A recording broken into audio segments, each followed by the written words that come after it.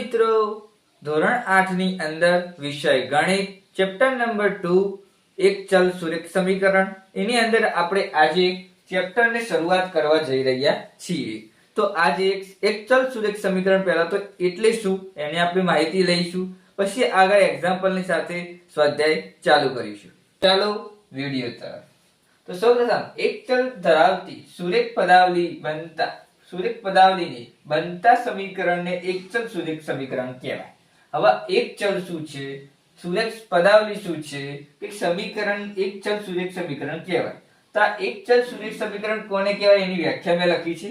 તો જુઓ, એક ચલ ધરાવતી સુરેખ પદાવલી બનતા સમીકરણને એક ચલ સુરેખ સમીકરણ કહેવાય। તો આગળ એક્ઝામ્પલ આપણે જોઈશું તો આપણે શું છે, સુરેખ પદાવલી શું છે, એક ચલ સમીકરણ કોને કહેવાય એની આપણે માહિતી સંપૂર્ણ રીતે લઈશું। તો જોઈએ,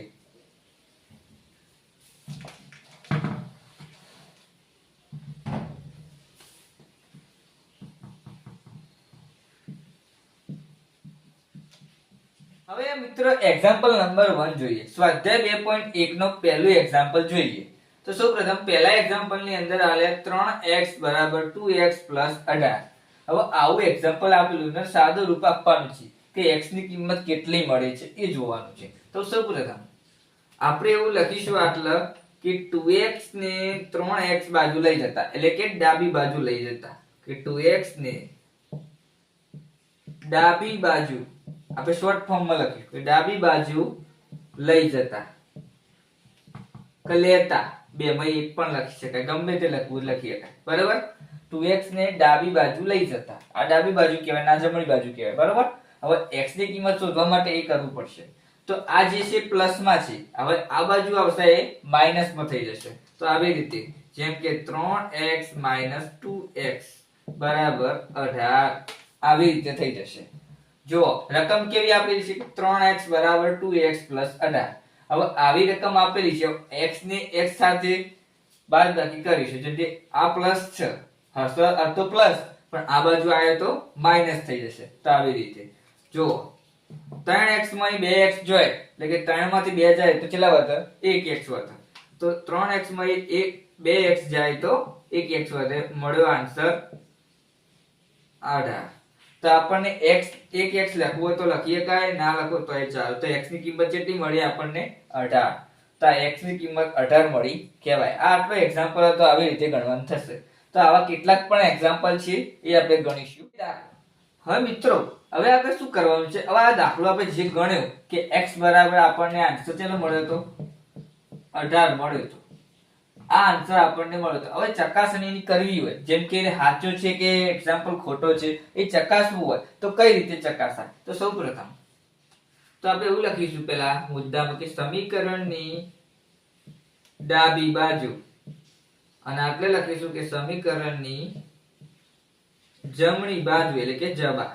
ડાબા બરાબર જબા આવો એટલે કે ડાબા નો જવાબ અને જબા નો જવાબ એટલે કે ડાબી બાજુનો જવાબ જેટલો આવતો હોય એનો જવાબ જમણી બાજુનો જવાબ આવતો હોય, સેમ આવતો હોય તો આપણો દાખલો સાચો। હવે ખબર નહીં પડતી અમુક વિદ્યાર્થીઓને કે ડાબા અને જબા શું છે, તો આપણે સંપૂર્ણ રીતે માહિતી લઈએ। તો સૌપ્રથમ સમીકરણ શું છે, હવે આપણે સમીકરણ આપણે અત્યારે હાલ જોયું હતું, કેટલું હતું 3x 2x, પહેલા જે અસલ સમીકરણ હતું એ લઈ લે, 2x 18 આવું સમીકરણ હતું, અમને જોયું હતું એ રકમનું સમીકરણ કેવું હતું, આવું હતું। હવે આ ડાબી બાજુ કહેવાય, આ જમણી બાજુ કહેવાય, બરોબર। તો જમણી બાજુ શું હતી રકમ, 3x હતી ખાલી, તો ખાલી 3x જ લખીશું આપણે। હવે 3x લખ્યા, 3 તો આપણે લખી જ દઈએ સાઈડમાં, આમ બાજુમાં જે છે મલ્ટીપ્લાય કહેવાય, બરોબર। હવે x ની કિંમત આપણે કેટલી મળી, 18 મળી, તો 18 લખી દઈએ, 18 તારી 54 થયા ને, તો આપણને આન્સર કેટલો મળ્યો, ડાબાનો કે ડાબી બાજુ, સમીકરણની ડાબી બાજુનો આન્સર આપણને 54 મળ્યો। હવે આ જમણી બાજુનો આન્સર પણ 54 મળે તો આપણે રાઈટ છીએ, એટલે કે આ એક્ઝામ્પલ સાચું કહેવાય, એની ચકાસણી કરી કહેવાય। તો હવે જમણી બાજુનો શું છે કે 2x 18, બરોબર। હવે 2 ની જગ્યાએ 2 તો એમને એમ જ મૂકવાના, બરોબર। હવે x ની જગ્યાએ આપણે શું મૂકવાના, 18 પ્લસ 18 મૂકીશું. 18 તો ખાલી રકમની અંદર હતા જ, એ આપણે કાઢવાના જરૂર નથી. 18 દુ 36, તો આપણે 36 મૂક્યા. 36 પ્લસ 18 કરો તો કેટલા થશે? 54 થશે. આ એનો આન્સર. તો 54 સમીકરણની ડાબી બાજુનો આન્સર પણ એ પણ 54 મળ્યો અને સમીકરણની જમણી બાજુનો આન્સર પણ 54 મળ્યો. એટલે કે ડાબા બરાબર જબા થયું કહેવાય. તો તેથી કે ડાબા બરાબર જબા થશે. આ એનો આન્સર. આટલા બધી એક્ઝામ્પલ આવશે. એક્ઝામ્પલ આપણે તો બધી પતી ગયું, પણ આપણે ચકાસણી કરીને એની સાબિત તો કરવું પડશે ને કે આ સાચું છે ખોટું છે. તો એવી રીતે આ આન્સર મળશે. આ બરાબર. તો આવી રીતે એક્ઝામ્પલ હશે, બધાને એક્ઝામ્પલમાં આવી રીતે ગણવાનું થશે. તો બીજું એક્ઝામ્પલ જોઈએ. જેમ કે 5t - 3 બરાબર 3t - 5. હવે આવું એક્ઝામ્પલ આપેલું છે. હવે x ની જગ્યાએ આપણે t આપ્યો તો t ની કિંમત શોધવાની, x ની જગ્યાએ y આપ્યો હોય તો y ની કિંમત શોધવાની. ગમે તે એક્ઝામ્પલમાં આલ્ફાબેટ ગમે તે આપી શકે, આપણે શોધવાથી મતલબ. સૌપ્રથમ આપણે લખી દઈએ. હવે જે 5t હતો -3 આપણે 3t - 5. હવે જે આ 3t હે ને 3t એને આ બાજુ લઈ જઈશું, એટલે કે ડાબી બાજુ લઈ જતા. તો આપણે એવું લખીએ કે 3t ને ડાબી બાજુ લેતા, એવું લખી દેવાનું. બરાબર. હવે લખ્યા પછી લખી દઈએ 5t - 3t, અને 3 તો હતો માઈનસ, તો એમને એમ જ રહેશે, એટલે -5. બરાબર. જી માં તો આ તો એમ જ રહેશે, બદલાશે નહીં. હવે જો 5t માં 3t જાય તો 5 માંથી 3 જાય તો 2 વધે, તો 2t - 3 - 5. આવી રીતે આન્સર મળે. હજી આગળ બાકી છે દાખલો. હવે જે આ 3 હતો -3 એને આપણે આ બાજુ લઈ જઈશું, જમણી બાજુ, એટલે કે જબા બાજુ. તો આપણે એવું લખી શકીએ કે -3 ને જબા બાજુ લેતા. આ બધું સંપૂર્ણ રીતે લખવું જરૂરી છે કે આ બાજુ લઈ જતા પેલી બાજુ લઈ જતા, આ બધું ફરજિયાત લખવું તે જરૂરી છે. હવે 2t - 5 હવે આ બાજુ જશે એટલે કેવું થઈ જશે? +3. ખબર પડી જાય? +3 થઈ ગયો. હવે આગળ શું કરીશું? આ 3t પ્લસ માં હતો, પણ આ બાજુ એટલે માઈનસ માં થયો કે ના થયો? હા, તો આમાં એવું જ હશે, માઈનસ તો પ્લસ થશે, પ્લસ હશે તો માઈનસ થશે, એવું આવો. જોઈએ 2t આલ્યો એમને એમ જ રહેશે. આ કેટલા આયા? Plus minus minus. 5 માંથી 3 જાય તો 2 વધે, પણ જેવા માં મોટી સંખ્યાનું ચિહ્ન, તો 2t બરાબર -2 વધ્યો. હવે આપણે આ બાજુ લખીએ સાઈડમાં થોડું. જુઓ 2t આપણે જે વધ્યો ને એવો લખી દઈએ, 2t બરાબર -2. સમજણ પડે તો એથી. હવે જોઈએ, હવે આ સંખ્યા વધી, હવે શું કરશો? હવે આને આ 2t અને બંનેમાં સમાન સંખ્યા આપેલી છે, આમાં પણ 2 આપેલી છે, આમાં પણ 2 આપેલી છે. તો આપણે એવું લખીશું કે બંનેને 2 વડે ભાગતા. બંનેને 2 વડે ભાગતા. ભાગી નાખીએ 2 વડે. જો 2t આલ્યો તો નેચર 2 લખી દઈશું, અને એટલે -2 આવ્યો, ભાગ્યા 2 કરી દઈશું. આવી રીતે 2 વડે ભાગી દઈશું. આ તો 2 વડે ભાગી નાખ્યું એટલે -1 વધશે. આના 2 વડે ભાગીશું એટલે ખાલી એકલો t જ વધશે. તો આપણે t બરાબર કેટલો મળ્યો? t બરાબર -1 મળ્યો. તો 2t અને બરાબર -2 હતા, એને બંનેને 2 વડે ભાગી નાખ્યા. 2t ભાગ્યા 2 કર્યા, બરાબર -2 ભાગ્યા 2 કર્યા. પ્લસ માઈનસ માઈનસ ઉડી ગયા, और प्लस और 2 ઉડી ગયા, તો t વધ્યો, t બરાબર -1. તો આપણો આન્સર મળ્યો t બરાબર -1. આ એનો આન્સર. હવે આગળ આપણે ચકાસીશું કે આ સાચો છે જવાબ કે ખોટો છે. એ જો જમણી બાજુનું સમીકરણ આપણે લખી દઈએ, એટલે એવું લખીએ કે ડાબી બાજુનું સમીકરણ શોર્ટ ફોર્મમાં લખીએ ડાબા બરાબર પહેલા લખી દઈએ કે ડાબા બરાબર કેટલો જવાબ આવે તો 5t - 3 -3. તો જો 5 - 1 - 3, 5 એકા 5 તો -3. 5 ને હવે જો માઈનસ માઈનસ પ્લસ, 5 ને 3 8, પણ મોટી સંખ્યાનું ચિહ્ન, તો આ મળ્યો આન્સર -8. હવે જમણી બાજુ જોઈ લઈએ કે જબા બરાબર.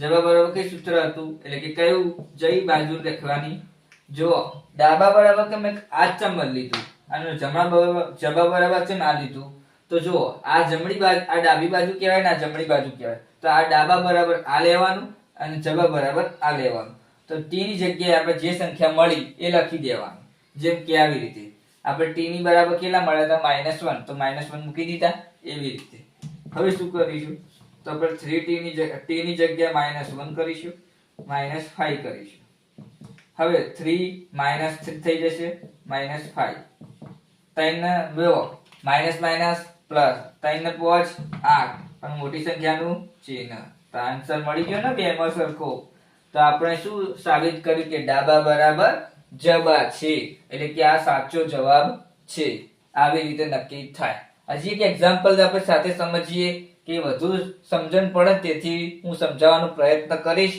તમે ધ્યાનથી સાંભળજો અને ધ્યાનથી જોજો અને નોટ કરતા રહેજો હવે આપણે ત્રીજું એક્ઝામ્પલ જોઈશું 5x + 9 = 5 + 3x હવે ગાઈડ ની અંદર એટલે કે નવનીત ની અંદર આ એક્ઝામ્પલ ને થોડું ફેરવીને પૂછેલું છે એટલે કે આ તો એક્ઝામ્પલ લઈને ગણ્યું છે ને એ એક્ઝામ્પલ અલગ રીતે ગણ્યું છે આગળ જે આપણે એક્ઝામ્પલ જોયા ને એવી રીતે ગણ્યું નથી આપણે એવી રીતે જ ગણવાનું એવી રીતે જ ફોલો કરવાનું એ ગાઈડ ની અંદર નવનીત ની અંદર આડું અવળું આપેલું છે આપણે એને જોવાનું નથી તો પહેલા x ની કિંમતનું પહેલા પરિવર્તન કરવાનું પછી બીજી બધી વાત કરવાની એને પહેલા આની વાત કરી પછી x ની કિંમત પરિવર્તન કરી આપણે એવું કરવાનું નથી સમજણ પડે સીધી ભાષામાં એવું જ કરવાનું છે અલગ અલગ લખવાનું નહીં નકર કે શું યાદ રહેશે નહીં તો સૌપ્રથમ પહેલા આપણે એવું લખી દઈએ હવે જુઓ આટલા આલે છે 5x આટલા આલે છે 3x હવે આ 3x ને આ બાજુ ફેરવી દઈશું એટલે કે ડાબી બાજુની કે 3x ને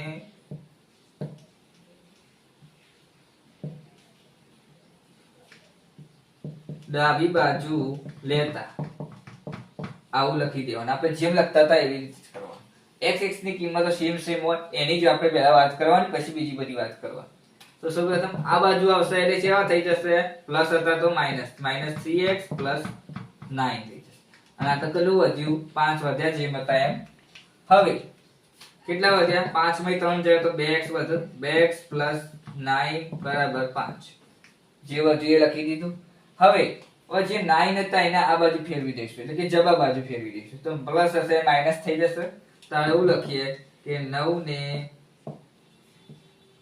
જબા બાજુ લેતા આવું લખી દેવાનું લખી દીધા પછી હવે 9 ને આ બાજુ ફેરવીશું એટલે -9 થઈ જશે તો આટલે 2x તો એમને એમ જ રહેશે 5 તો એમને એમ -9 થઈ જશે હવે 2x પણ એમને એમ જ રહેશે હવે જુઓ આટલે પ્લસ 5 પ્લસ અને આટલે -9 તો 9 માં પ્લસ માઈનસ માઈનસ 9 માં પહોંચ જાય તો 4 વધે પણ કેવા કેમ કે મોટી સંખ્યાનું ચિહ્ન માઈનસ છે તો માઈનસ આન્સર મળે તો 2x બરાબર કેટલા મળ્યા -4 હવે આટલે લખીએ 2x બરાબર -4 આયા બરોબર આયા કે ના આયા બરોબર હવે જે આટલે 2x -4 હતા બરોબર એની જગ્યાએ આ જે x ની કિંમત શું મળી આ 2x બાજુમાં આપેલા છે તો હું તમને શોર્ટ ફોર્મ માં સમજો આ બે છે ને જે બે એને આપણે નેચર લઈ લઈશું તો કે x બરાબર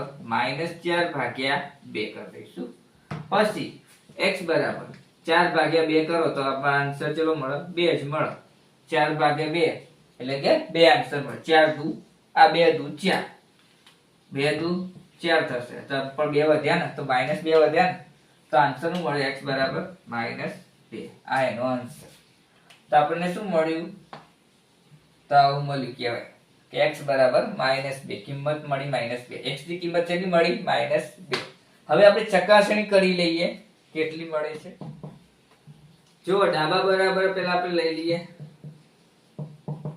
કે ડાબા બરાબર કેટલા આવશે તો સૌપ્રથમ 5x + 9 શું મળે તો આન્સર -2 તો x ની જગ્યાએ -2 લઈ લેવાનું +9 5 દુ 10 જેવા માઈનસ પ્લસ માઈનસ માઈનસ થાય ને 10 ત્યાં વત્તા 9 10 માં 1 10 હવે 10 જેવા માઈનસ અને 9 જેવા પ્લસ પ્લસ માઈનસ માઈનસ 10 માં 9 જાય તો 1 પણ મોટી સંખ્યાનું ચિહ્ન આન્સર મળે -1.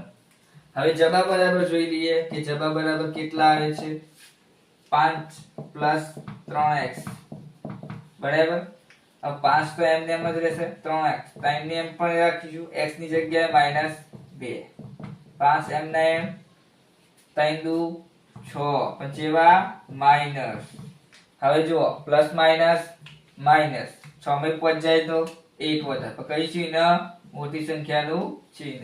આ આન્સર રાઈટ કે ડાબા બરાબર જવાબ આન્સર સાચો છે.